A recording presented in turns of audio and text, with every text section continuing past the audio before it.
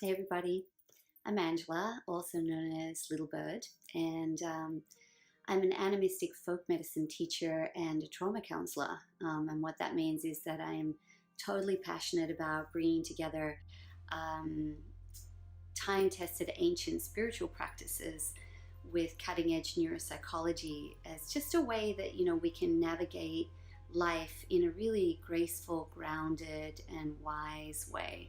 And so I'm popping on here today because I wanted to let you know about a new program I'm starting next month called Self-Care to Sovereignty. And I am fired up about this. It's a real game changer for anybody who wants to come home to their center. But before I give you the details of that, I really wanted to talk to you about soul loss, because self-care to sovereignty is really rooted in this understanding that self-neglect can lead to soul loss.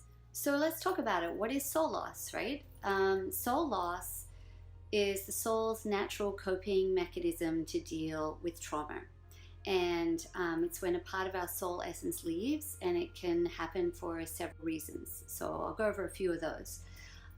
One is that, we're in a sudden traumatic situation that has no resolution, or that we're in a traumatic situation over a long period of time. For example, we're working in a toxic work environment and the boss is a bully. That could lead to soul loss. Times also that you can't be in your full radiant self because you've made a choice that's really not true to you. So the soul essence just sort of gradually sort of whittles away or becomes fragmented. Sometimes also we can banish a part of our soul, usually into the shadow, but other places as well, or we give a part of our soul away. So all sorts of reasons. It's a pretty complex thing. Okay, so the deal is that the soul parts, the soul essence, generally comes back to us spontaneously.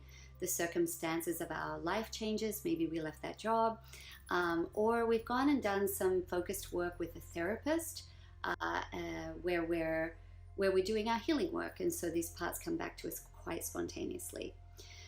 Sometimes, however, I've noticed that it doesn't always happen because we have set down these neural procedures within our neurology where the energetic container, the body, that the soul parts need to come back to isn't necessarily grounded or welcoming, or we have old patterns that don't make that environment a place where the soul wants to come back and settle back in and integrate fully. And this is why I created Self-Care to Sovereignty, because it really addresses the soul loss that happens from self-neglect, and also those conscious or unconscious patterns that we have set up that make it very difficult to integrate the soul essence that's coming back to us.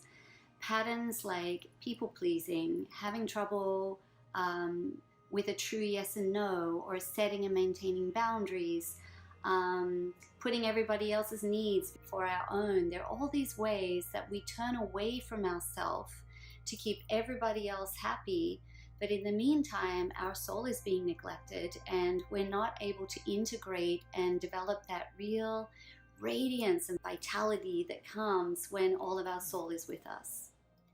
Self-Care to Sovereignty is a journey of soul retrieval and self-nourishment to break those patterns of self-neglect. It's a 9-month journey on Zoom, and each month we meet for 1 2-hour sacred circle that involves shamanic earth medicine ceremony, guided journeys, and also some somatic practices to help with resilience.